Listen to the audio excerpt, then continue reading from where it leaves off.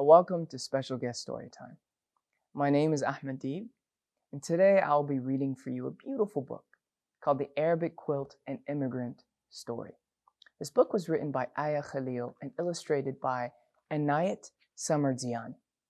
This book was published by Tilbury House Publishers, and we want to thank the publishers for giving us permission to read this book.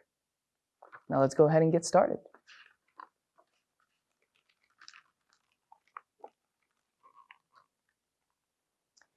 Kenzie Habibti, you're going to be late to the first day of school, Mama calls. I'm coming, Mama. Kenzie stuffs her notebook into her backpack and quickly but carefully folds her quilt, the special one Teta made in Egypt. Breakfast is delicious. Egyptian fava beans, homemade French toast, and watermelon with feta cheese and mint.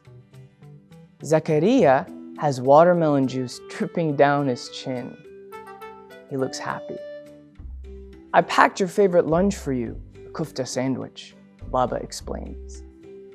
Shukran, Baba, Kenzie says, but secretly, she wishes her Baba would pack her a peanut butter and jelly sandwich instead. Her family just moved to this town and doesn't know anyone. She doesn't want to be different because sometimes it's hard being different. In the car, Mama sings along with the songs on the Arabic radio channel.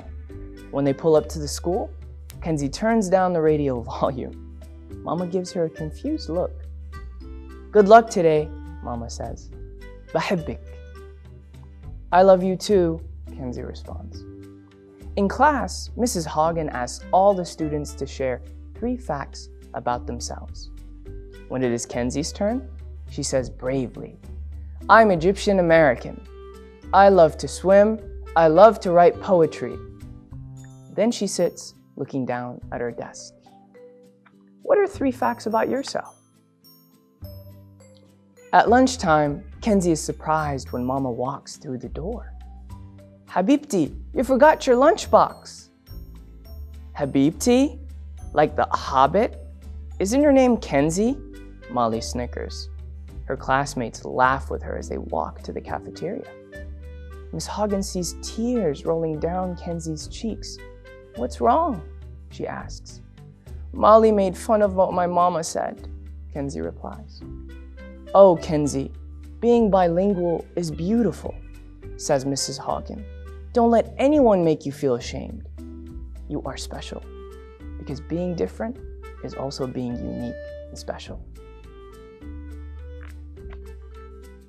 That night, as Mama puts leftover shorbet adas in Kenzie's lunchbox, Kenzie gently pats Mama's back.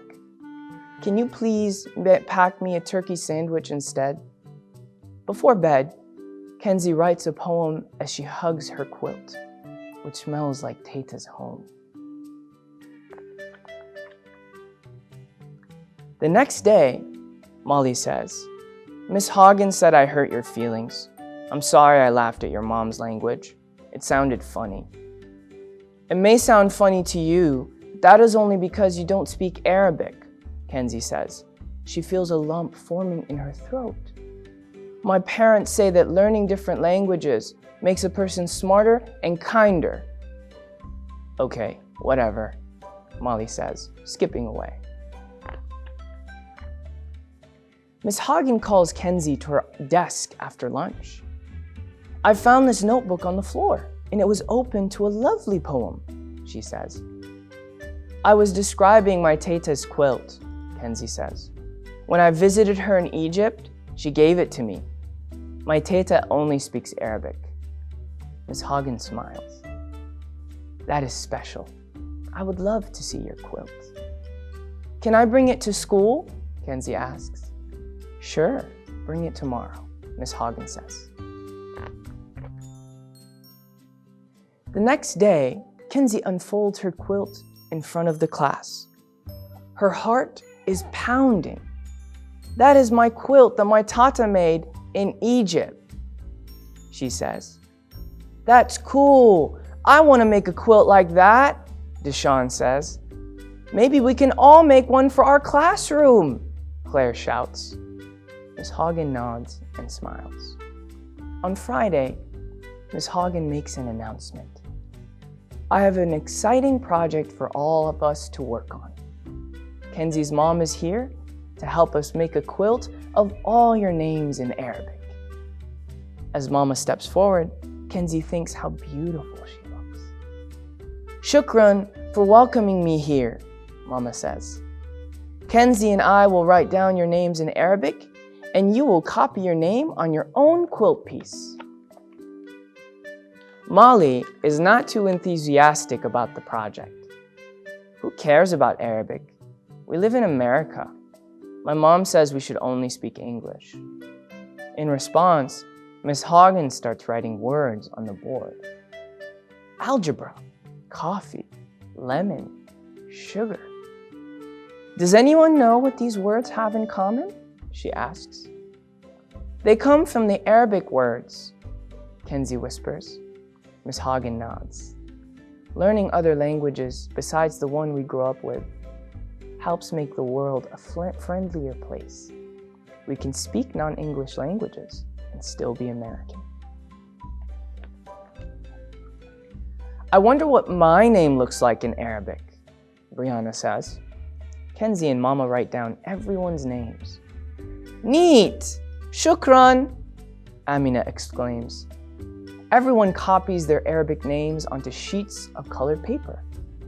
Then they decorate their papers with glitter and jewels and place them on the table for the glue to dry. How would you decorate your paper? On Monday morning, you will see a beautiful class quilt hanging in the hall, Miss Hagen tells them. Kenzie is nervous when the bell rings on Monday morning and the kids file into school. What if the quilt didn't turn out nicely? She thinks. The quilt hangs on the bulletin board outside Mrs. Hagen's classroom. The colorful papers with their Arabic names have been cut into different shapes and sizes, and all the pieces are stapled together. Kenzie stands in awe. Wow. Reading names in Arabic. Claire, Leah, Molly, Ivy, Jack, Lucas, Brianna, Chang, Deshawn, Sam, Angela, Lily, Amina. Teachers and older students stop to look at the names, trying to figure out whose name is whose. Wow, look at those beautiful letters. They're like drawings, they say.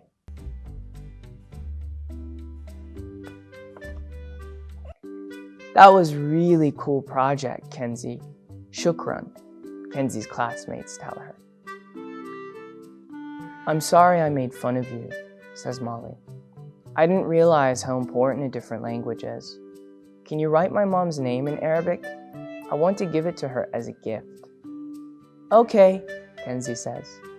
Do you want to go swimming soon? I'd love to, Kenzie nods as Molly hugs her. Leaving class a week later, Kenzie stops to look at the Arabic quilt one last time. Right across from it, she is surprised to see another collage of names in a language she doesn't recognize. Those are my classmates' names in Japanese, Kura says. Our teacher was inspired by your classroom's idea, and she asked me to help write everyone's name in Japanese. Aren't languages a beautiful thing? They can truly unite us. Kenzie smiles in agreement.